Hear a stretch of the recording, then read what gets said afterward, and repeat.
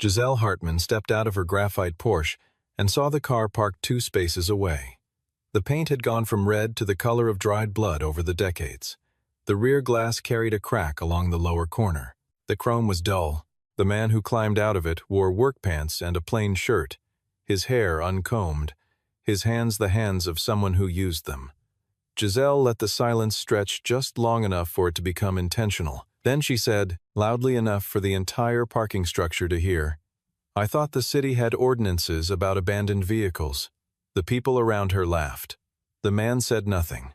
He simply opened the rear door and lifted out a 7-year-old girl holding a model engine against her chest. Nobody standing in that parking structure knew what was hidden under that rust. Nobody except him. Stay with this story. What was under that hood will change the way you see every person you have ever underestimated. The car was parked just outside the garage on the short gravel strip beside the house. Wyatt had owned it for 11 years, inherited it the winter after his father passed, and in all that time he had never once considered painting it. The exterior was a study in neglect, if a stranger were being unkind about it, which strangers often were. The original red had oxidized over the decades into a deep, uneven rust brown. One rear panel had a shallow dent near the wheel well. The chrome strip along the passenger door had gone dull. The logo on the hood, once sharp and immediately recognizable to anyone who knew anything about Italian engineering, had faded to the point where most people simply couldn't place it. Most people looked at the car and saw a problem to be solved. Wyatt looked at it and saw his father. Luna opened the passenger door herself and climbed in, settling the engine model carefully on her lap. She looked out the windshield as Wyatt started the engine. And the engine, that extraordinary, impossible engine, turned over with a low, unhurried authority that had nothing to do with age and everything to do with what it was made of. "We going past the fountain today?" Luna asked. "We're going past the Hartman building," Wyatt said. "Your school is running the science fair in that courtyard this year. Remember?" "Oh," she said. Then after a moment, "Can we still see the fountain?" If we're early enough. They were early enough.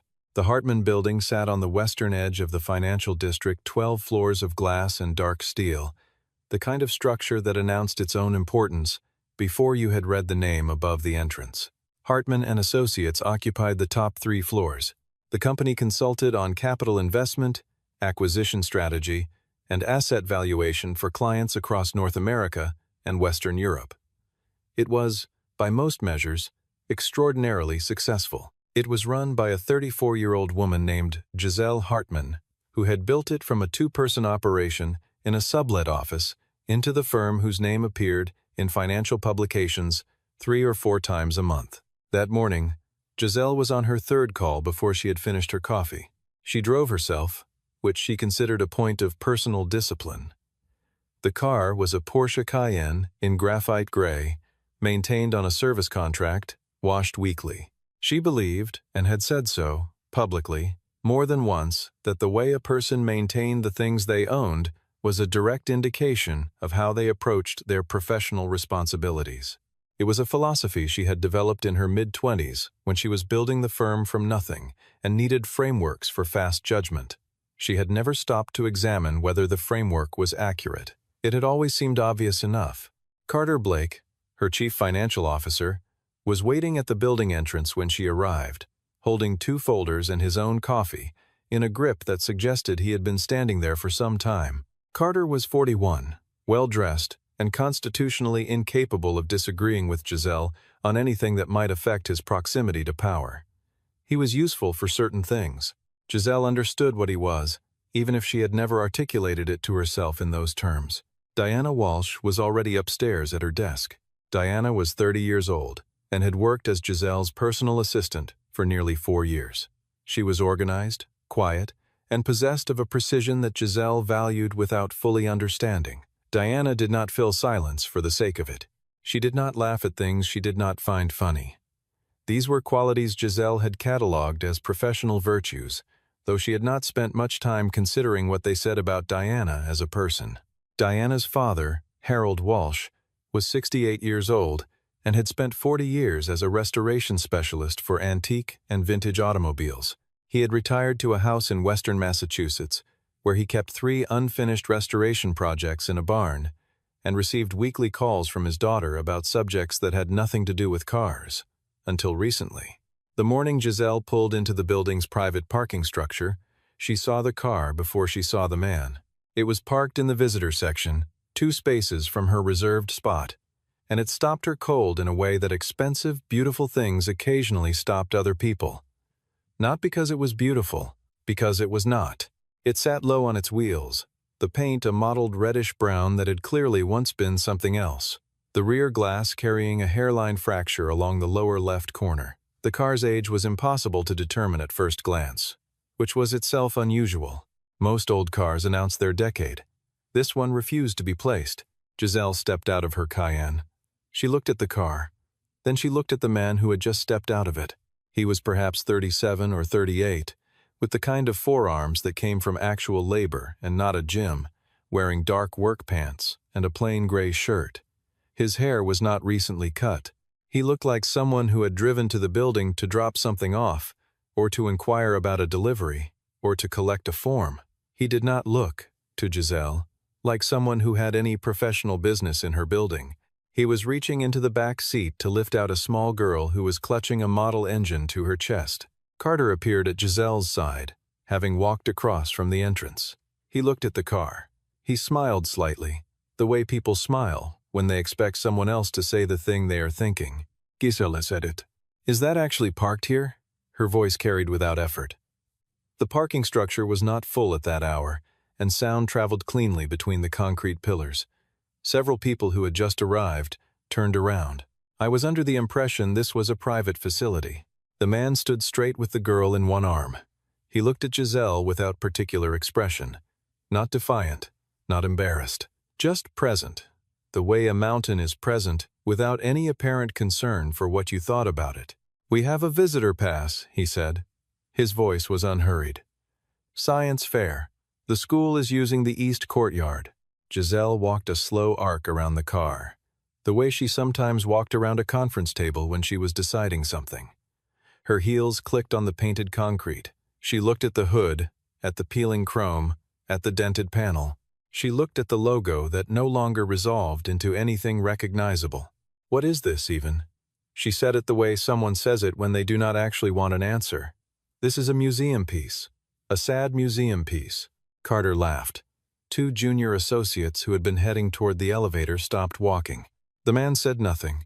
He set the girl gently on the ground, crouched to her height, and spoke quietly to her. The girl nodded. Her face was turned slightly away from Giselle, but even so, the angle of her small shoulders communicated something that made at least one person in that parking structure feel the first flicker of discomfort. That person was Diana, who had come down to hand Giselle a folder she had left in the car the previous evening, and had arrived at the edge of the parking structure in time to hear everything. She stood still, holding the folder against her chest, watching. I think we should head in, she said to Giselle, her tone neither sharp nor soft. Giselle looked at her, then back at the car, then at the man, who had stood up and was taking the girl's hand. Enjoy the science fair, Giselle said. The lightness in her voice did not make it kinder. Wyatt nodded once. Thank you. He said it without irony and without warmth, as if he were acknowledging a neutral fact about the weather, and walked his daughter toward the courtyard entrance. Luna did not look back, but as she walked, she asked her father a question quietly enough that only he could hear it, and it was this. Dad, did she not like our car? And Wyatt held her hand a little tighter and said nothing at all, because some questions only need to be asked and do not need an answer. Diana stood alone in the parking structure for a moment after Giselle had gone inside. She looked at the car. She had noticed, when Giselle was walking around it, that the hood was not fully latched, a common thing with older vehicles, the secondary latch worn smooth. The gap was narrow, an inch at most, but in the morning light it was enough. She had seen a partial view of the engine bay. What she had seen did not match anything she should have expected to see in a car that looked like this from the outside. She took out her phone and photographed the gap, the angle of the engine visible beneath, the configuration of the components she could make out. Then she put the phone in her pocket and went inside, carrying the folder and saying nothing to anyone. That evening, After Giselle had gone home and Carter had gone home and the office had mostly emptied, Diana sat at her kitchen table and enlarged the photograph on her laptop. Her father's books were on the shelf behind her, a row of specialized volumes on vintage European automobiles, marks and mechanics and history, the kind of books that accumulate in houses where someone spent a career caring about the subject. She pulled one down, cross-referenced the engine configuration visible in the photo against the illustrations in the chapter she was looking for. Then she called her father. Harold Walsh answered on the second ring, as he always did, from whatever corner of his barn he was occupying that evening. "I have a question," Diana said. "About an engine." There was the sound of a tool being set down. "Go ahead." She described what she had seen.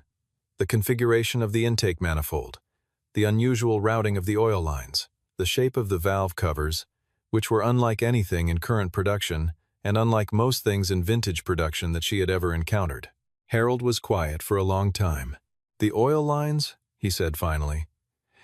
"You said they run in a V-shape off the secondary block?" "Yes. And the valve covers are ribbed lateral ribs, not longitudinal?" "Yes." Another silence. Then, "Diana, where did you see this car?" She told him. He was quiet again. "It could be nothing," he said. "Could be a custom build, someone who knew what they were doing. But if it's what I think it might be, if the chassis matches, and if there's any provenance on that engine, that car is not what it looks like from the outside. What do you think it is?" He told her what he thought it might be, and she wrote it down on the notepad beside her laptop and looked at what she had written for a long moment before she said anything else. The following morning, she found Wyatt Cole in the East Courtyard, collecting his daughter at the end of the science fair. Luna had won second place and was carrying a blue ribbon that was technically red, but she kept calling blue, and Wyatt was listening to her correction of the judge's methodology with the focused attention of someone who genuinely found a 7-year-old's technical arguments interesting. Diana approached at a distance that gave him the opportunity to acknowledge her before she was already upon him. "Mr. Cole." She stopped a few feet away. "I wanted to apologize for yesterday morning. What was said in the parking structure was discourteous. I'm sorry you experienced it." He looked at her for a moment with the same unhurried quality he had shown the previous day. "You weren't the one who said anything. I know. But I was there." He considered this, nodded slightly, as if the distinction she was making had some value. "Your daughter is very good," Diana said, looking at the model engine Luna was now holding up to show a passing stranger who had not asked to see it. "That's a real build. Most kids bring posters." "She put it together herself," Wyatt said. "I showed her the instructions once." "I noticed the engine yesterday," Diana said then, and she said it carefully, watching his face. "Your engine. The configuration. I have some background. My father was a restoration specialist for 40 years. Something shifted in Wyatt's expression. Not surprise exactly. More like the slight alertness of someone who has heard a familiar word in an unexpected place. "You know about engines," he said. "Some.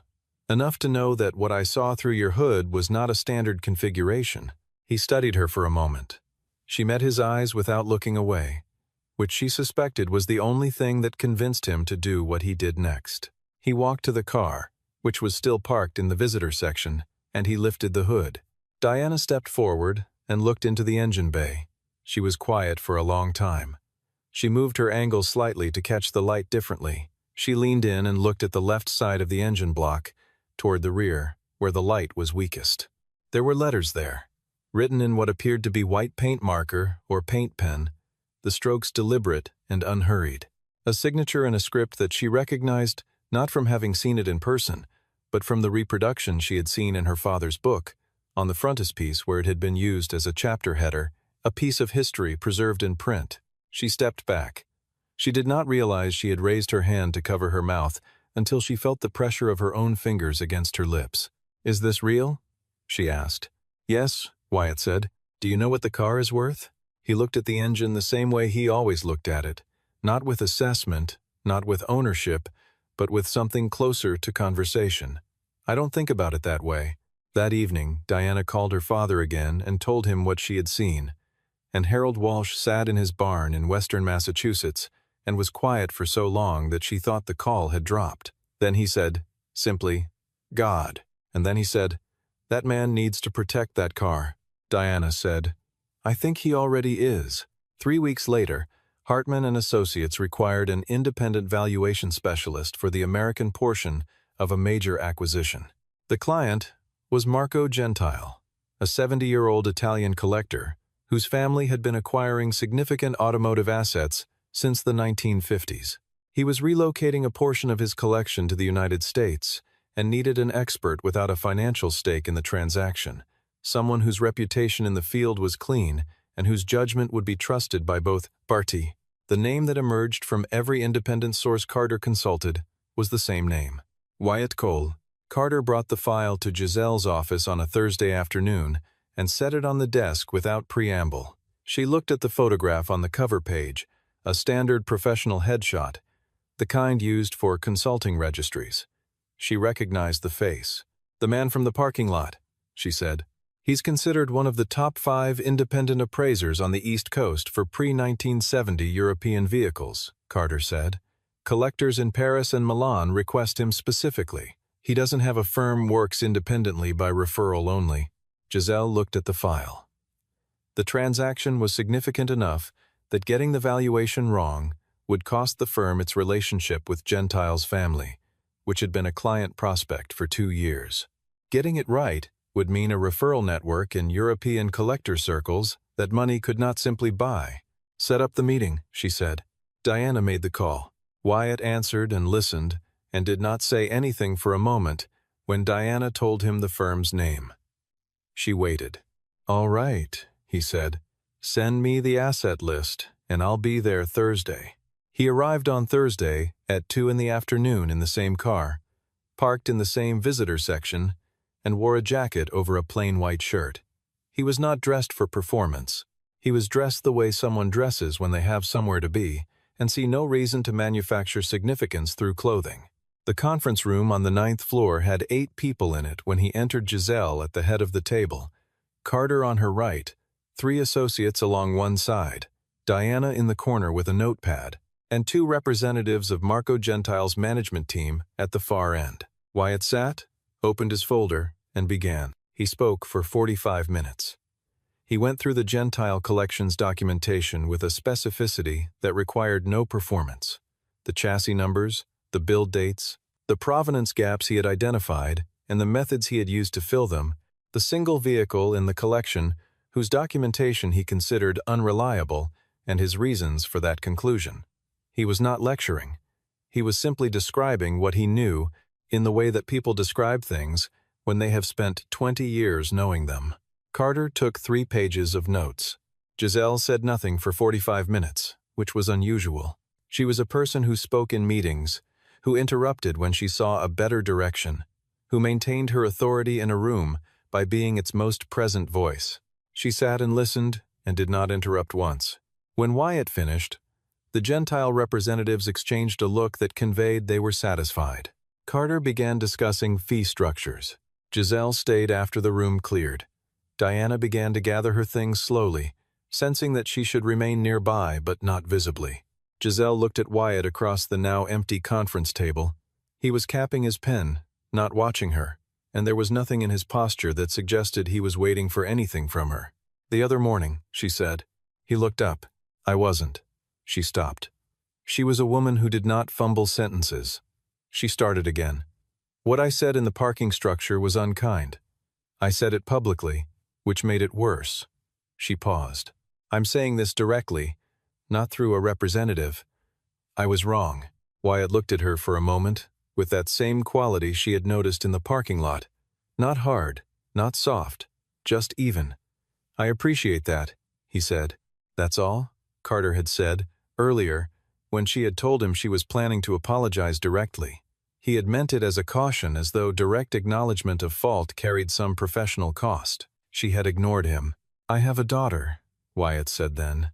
He closed his folder. She asked me that evening if people didn't like our car. She's 7. She doesn't need to absorb someone else's bad morning. The sentence landed quietly. Giselle said nothing. There was nothing to say. But yes, he said. That's all. And he stood up and picked up his folder and headed for the door. Diana watched him go, and then watched Giselle, who was looking at the surface of the conference table with an expression that Diana had never seen on her face before and could not immediately name. The Gentile event was held 2 weeks later at a hotel in the Back Bay. The building's ballroom had been arranged for the occasion, vehicles from the collection displayed on the floor, documentation in glass cases along the walls, buyers and journalists and specialists moving through the space. It was the kind of event that drew people who owned things most people never got to see, and the kind of coverage that reached a small but very specific audience who cared deeply about what was being shown. Wyatt arrived at 7:45 in the morning to complete his preliminary review before the event opened. He drove the same car. The hotel's parking attendant, a young man of about 20, watched the car approach his station with an expression of mild concern, as though he was trying to calculate whether he was allowed to refuse it. Wyatt handed him the parking slip for the reserved expert spaces, and the attendant looked at it and waved him through without a word. Inside, the setup was nearly complete. Carter was overseeing the positioning of the last display stands, with the focused urgency of someone who had been there since 6. Diana was coordinating with the hotel's event staff near the entrance. 3 photographers from automotive publications were testing their equipment along the east wall. Marco Gentile arrived at 8:30 in a car that was, in its own right, remarkable. A 1963 vehicle that had been maintained with the kind of obsessive precision that only comes from genuine love of the object. He was a small man, white-haired, with the unhurried movement of someone who had long since stopped trying to impress anyone and found the freedom in that considerable. He wore a dark suit and carried no phone that anyone could see.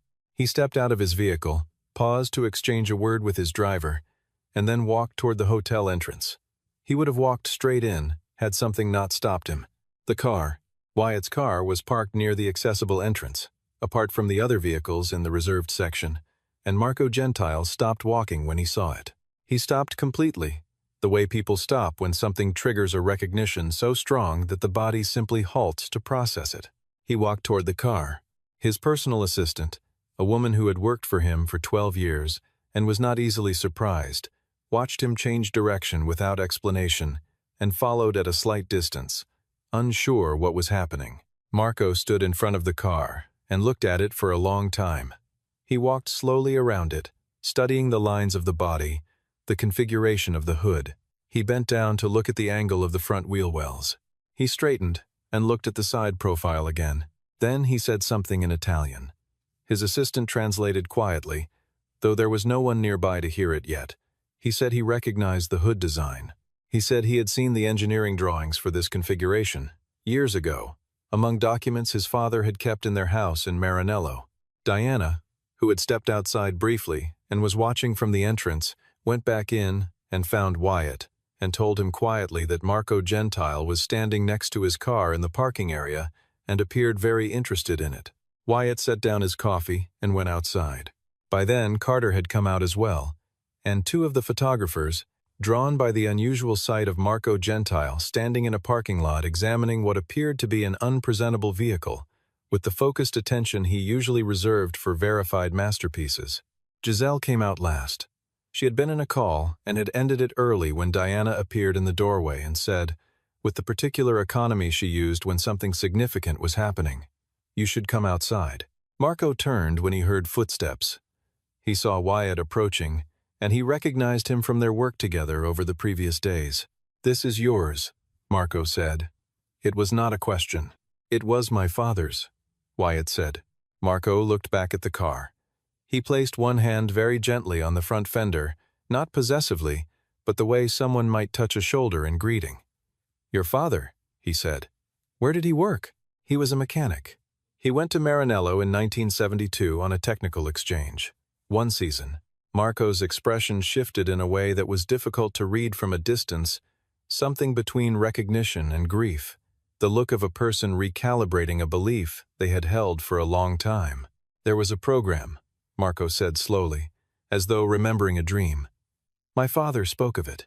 American engineers, some German, a small group. There was a prototype series that never went into production. This is one of them," Wyatt said. Marco looked at him for a moment. Then he said, "May I see the engine?" Wyatt looked at the people who had gathered. Carter with his folders and his performance of professional relevance. The photographers with their cameras half raised, waiting.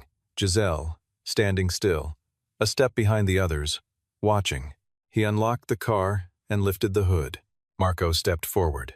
He moved with a slowness that suggested deliberateness rather than age, and he leaned into the engine bay with the kind of attention that other people brought to great paintings, or to first editions, or to faces they had been trying to remember. He used a small pen light he kept in his jacket pocket, and he moved it with precision, and the room, if a parking area can be a room, was entirely silent. The light reached the left side of the engine block. Marco Gentile stood up straight. He placed his hands flat on the edge of the engine bay for a moment, and the stillness of his hands was the most eloquent thing anyone present had witnessed in some time. He said one sentence in Italian. His voice was steady but not entirely. His assistant translated in a near whisper, though by then, several people were close enough to hear both. He says this is the signature. He says he knows the hand.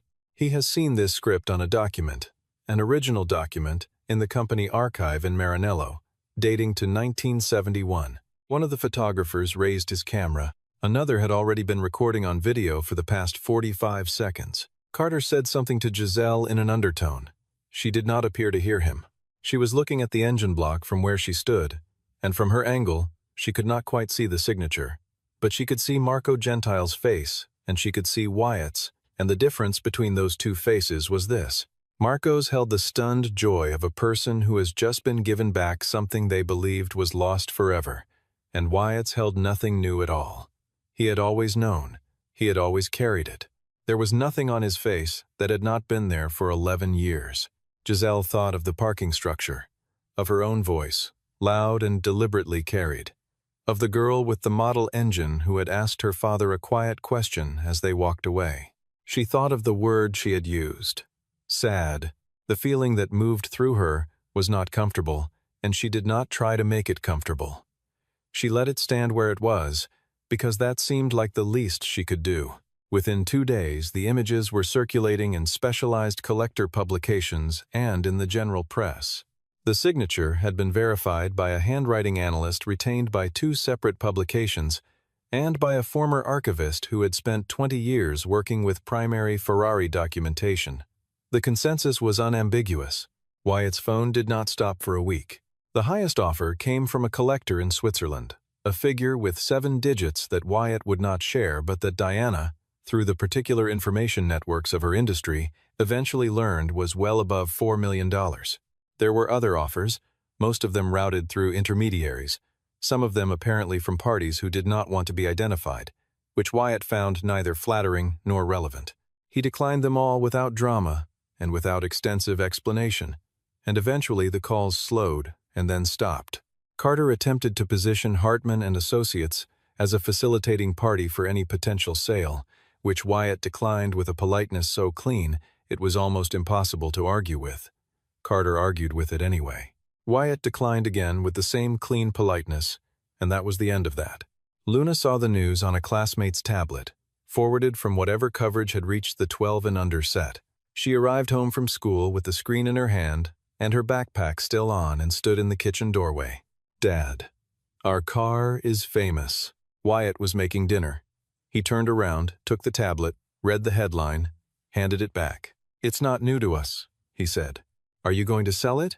He looked at her for a long moment. Do you want me to?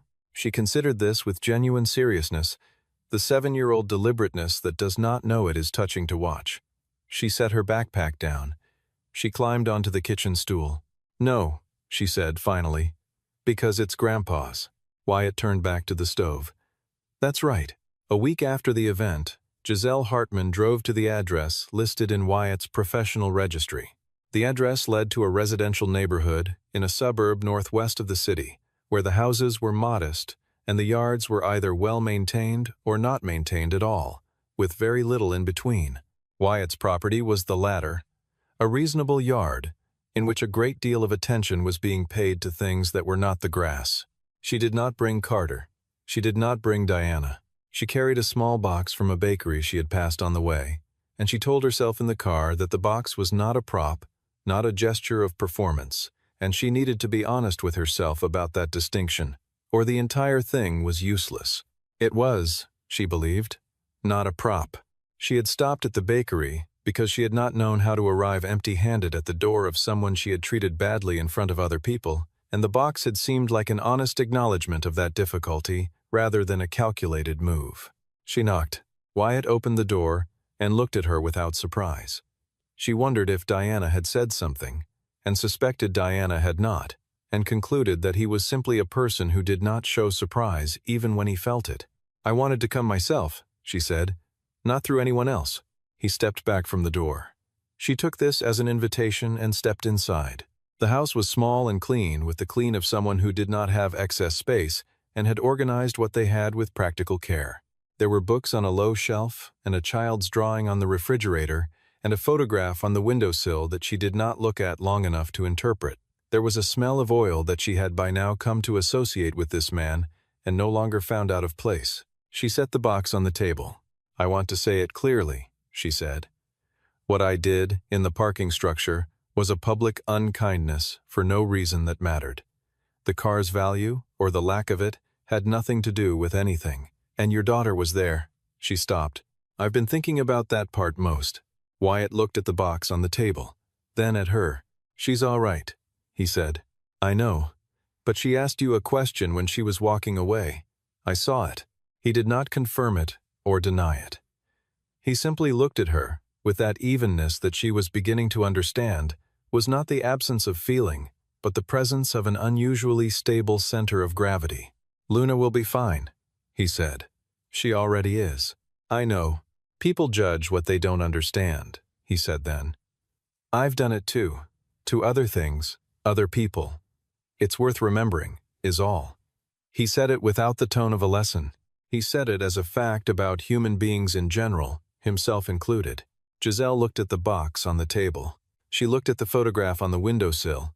A man who resembled Wyatt enough to be his father, standing beside a car she now recognized, in a yard somewhere warm, smiling at whoever was holding the camera. "Who took that photograph?" she asked. She didn't fully know why she asked it.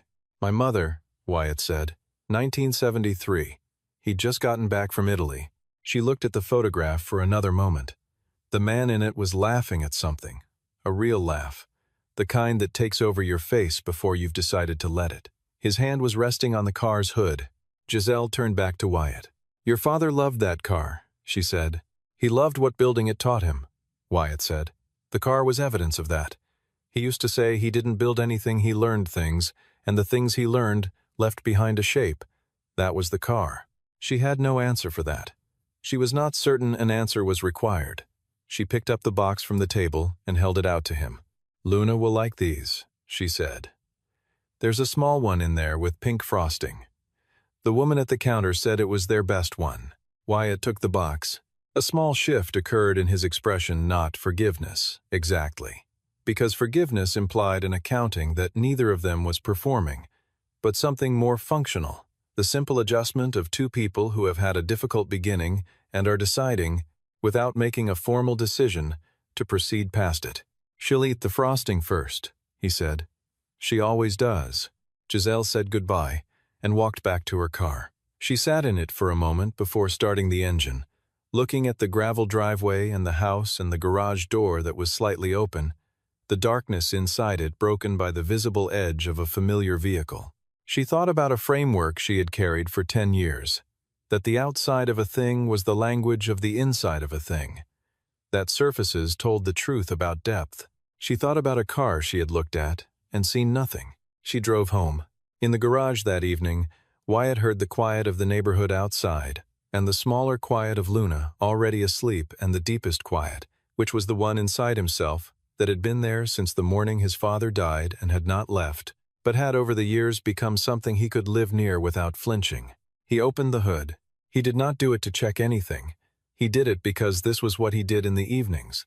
This was where he went when the day was done, and the dishes were in the rack, and the house was its nighttime self. He stood at the engine and looked at it the way people look at photographs of people they love who are no longer reachable. Luna had seen the signature for the first time 3 days after the hotel event. He had opened the hood for her, crouched beside her, aimed the small flashlight at the corner of the block. She had leaned in with both hands on the edge of the bay, leaving prints he did not wipe away for a week, and looked at the cursive letters, with the focused attention she gave to anything she had decided mattered. "The letters look like a river," she had said. He had not known what she meant, and then he had looked again, and he had known exactly what she meant. She had touched the signature with one finger, very lightly, and then looked up at him with the clear eyes of a child who has been told a true thing and believed it. "Grandpa knew him?" she asked. "They worked together one season. Your grandfather was very good at what he did. That's why." Luna had thought about this. "So it's not just a signature," she said. "It's saying your grandfather was good." Wyatt had looked at his daughter for a moment. "Yes," he said. "That's exactly what it is."